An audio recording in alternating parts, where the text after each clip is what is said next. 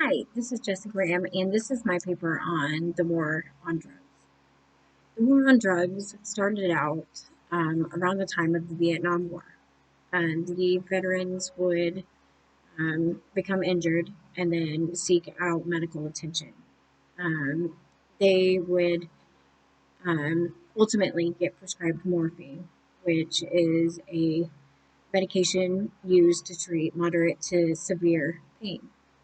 It also contains a narcotic, which means there's a chemical in it that has addictive qualities of it. The lack of research led to the misuse of this drug, which caused overdoses and criminal behavior. After this, President Nixon declared the war on drugs in 1971. Um, since then, punishments have been on a roller coaster, which contain harsher punishments.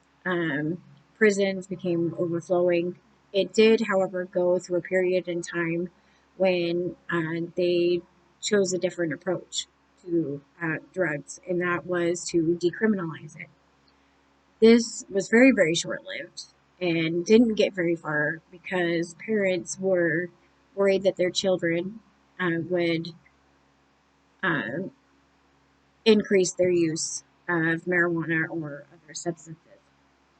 In 1987, the Drug Policy Foundation was created, um, and in order in order to successfully create policies and ultimately create change, we have to get to the root of the problem. Why are kids going to drugs uh, and behaving like criminals? So the social structure theory is used to explain why this happens. Social structure theory says that um, the environment in which children are raised, they adapt to those qualities within that their local community.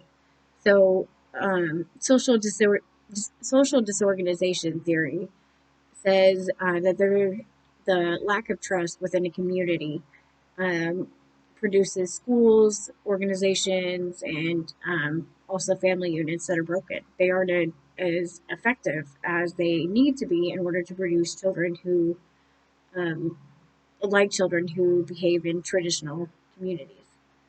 Strain theory says that people feel stressed, they become upset, and then they resort to drugs and crime. For example, a child may resort to violence in order to end bullying, or they might burglarize in order to help with financial issues.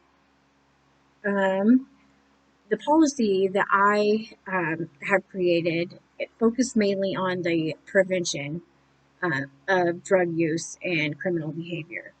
My policy um, contains um,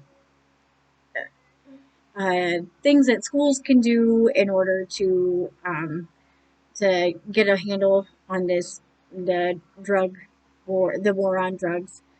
It also has a goal, the ultimate goal, to bring communities, schools, outside organizations, and families units together to help with this problem.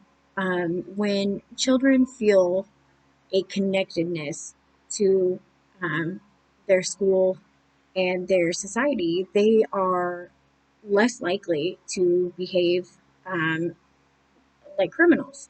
They um, they resort to drugs because they are either bored or they have major emotions and that they don't know how to deal with. And with parents who are not supervising their children very well and have no idea what's going on, this creates an environment for chaos.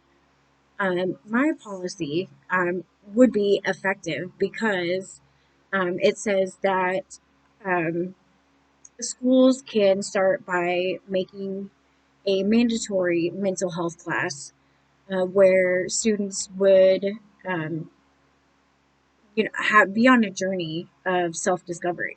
They would learn how to cope with stress. They can learn how like social issues. They can learn how to self-love and take care of themselves. And then schools can also start training their teachers to create a safe and protective learning environment in their classrooms. If they are flexible with their teaching methods, then they can reach students who um, would normally not be able to keep up with class. If they can um, create an environment where the children are team building and they're expressing themselves um, and being open minded about the diversity of the classroom, then children are more willing uh, to share their ideas and to feel like they can be themselves and be accepted all around. Um, Self acceptance is a huge factor for children who are at high risk for drug abuse and criminal behavior. Um, Drugs, taking like cocaine or meth, when taken, it affects the prefrontal cortex of our brain. This part of our brain is where the cognitive behavior is, the decision making is.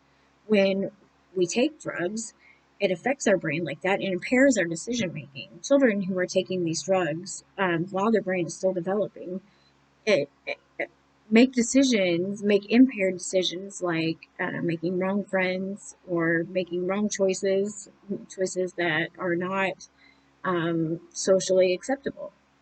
Um, when when they um, when they start behaving in criminal ways, this snowballs, and chances of pulling them back to this side, to the other side, to the healthy way of life is much harder than trying to prevent it. So, the objective of my policy is to bring together communities and bridge the gap between juveniles and their communities. Volunteer opportunities, bringing communities together in that way would be beneficial. Creating clubs that can be student led um, shows students that we support you and we accept you and you're free to grow and become who you're supposed to be. It would be effective. It would absolutely be effective. Um, the uh, the goal the goal for schools in general is to provide a safe and protective environment. When children feel safe and they feel protected, then they can grow in a healthy way. They can use the role models that they see every day in class and not resort to drugs and violence. Drugs lead to criminal behavior because it simply put, it impairs our decision making. Um, Poor choices lead to poor friends. Poor friends lead to poor decisions. This leads to overdoses, criminal behavior, and ultimately uh, prisons that are overflowing. A policy that brings everyone together in effort